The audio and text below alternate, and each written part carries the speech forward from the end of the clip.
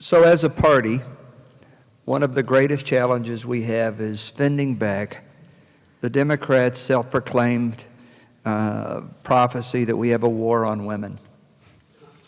And as I look around the room, I see, looks like to me, Scott, more women than men. I would be remiss if I did not note that one of those women happens to be my lovely bride, Lynda, right here in the front row. Notice how I got that in, everybody? But my question for the two of you is, forget all of the issues that normally dominate these debates and talk to us about specifically the issues that are important to the women who are over one half of our registered voters. What is the message you have for them as you head to Congress? Well, regarding the war on women, my daughter and my wife keep advising me, said, if there's a war on women, it's coming from the left. It isn't coming from the right. I don't segregate between the issues of men and women because we have heard the same thing over and over again, regardless of gender.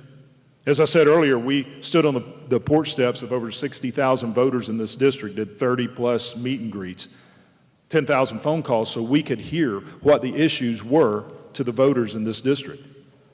And continually, we heard over and over again, just go to Washington and stop. Tell Washington to stop trying to fix my problems. The number one issue we heard about was concerns about Obamacare, whether their children would actually be able to receive the health care that they needed when they go to the doctor, or is it they're going to be told that it's not covered?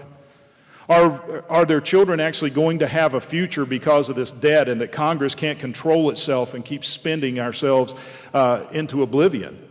I mean, these are the things that most of the women that we encounter on the campaign trail are expressing to us is their concerns.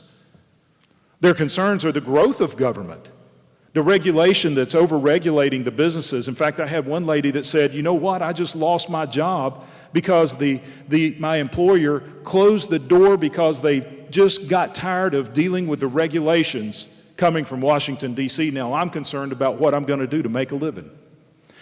The issues that women are facing in this state, in this nation, are the issues that we're all facing. And what I would say to the women is, stand with Barry. Let's go to Washington, and let's stop the progression of government. Let's stand together and limit government's influence on our life.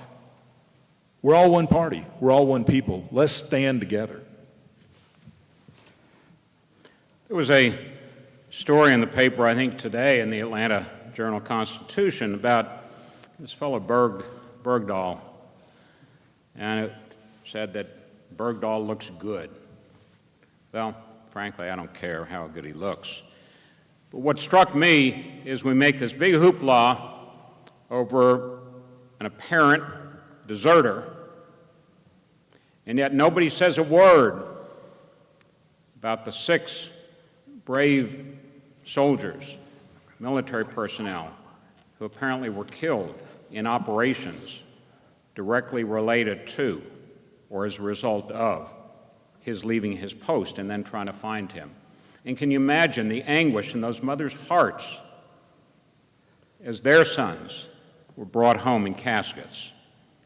No fanfare, no big stories, no hero's welcome. The women of America care perhaps more deeply than a lot of us men realize that our nation is destroying the future.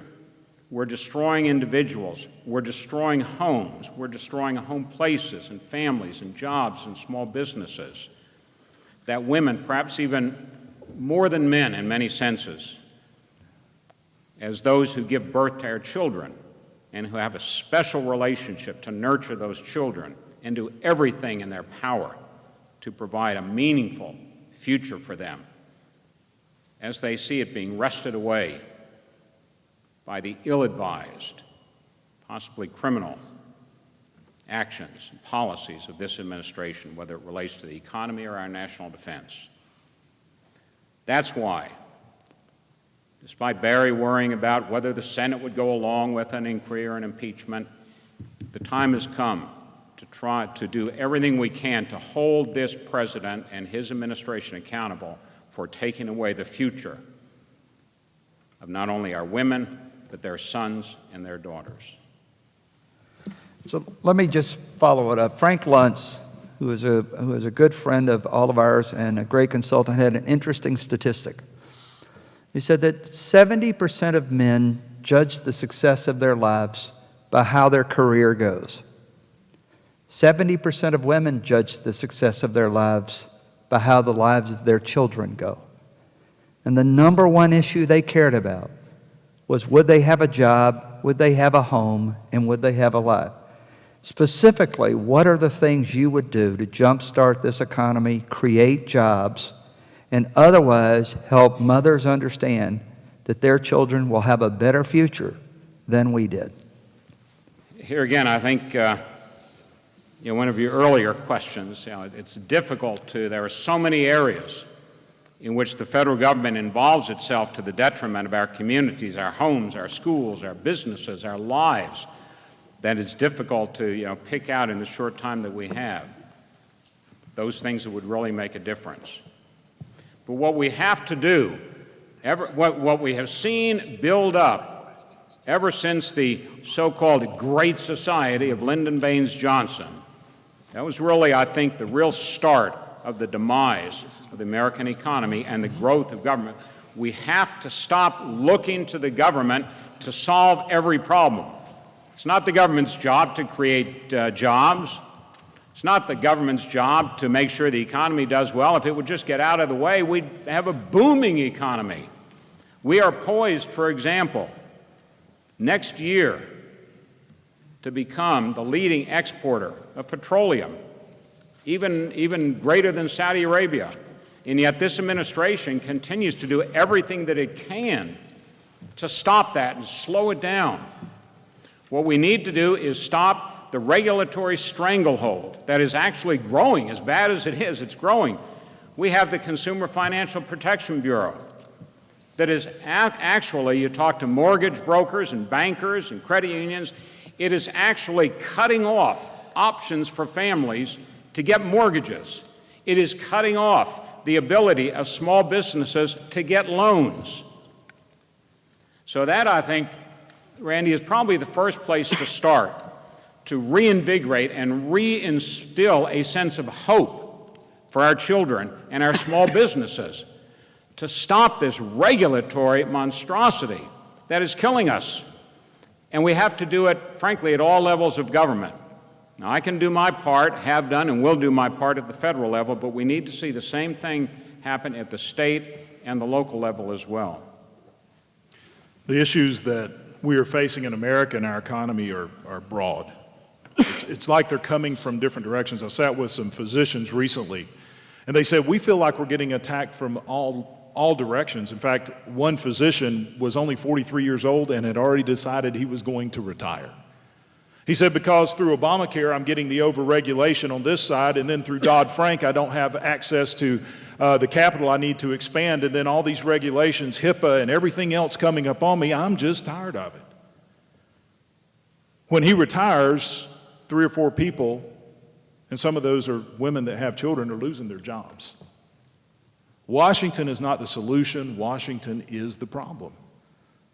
We've tried things in the past. Obviously, those things haven't worked because it hasn't just been during this administration. You go back and look at the Bush administration, we outspent ourselves much more than we ever should have. It's the Republicans and the Democrats. We can't continue to do the same thing over and over again. Of course, doing the same thing over and over again and expecting a different result is the definition of insanity, and I bet a bunch of you out there would agree that there's a bunch of insane people running Washington, D.C. today. So I need fresh and new ideas. Folks, just next year, although your health care costs are going up again, some of these taxes through Obamacare are about to hit. We have to start pulling back on Obamacare. Congress has to assert its authority to control the budget and start defunding portions of Obamacare. We would love to repeal the entire Obamacare law, but reality is, as long as he's in the White House, he'll veto that bill, and we won't have the numbers to override the veto. So we have to strategically start pulling back on Obamacare. because of the cost and more so because of the liberty that it takes away from us. But we also have to do something with this debt. And the only way that you're going to force Congress to do something with the debt is through a constitutional amendment to force a balanced budget. And I am proposing, let's put a balanced budget amendment forward that goes into effect by 2030, and we give them a date certain to start moving toward balancing the budget. Thank you.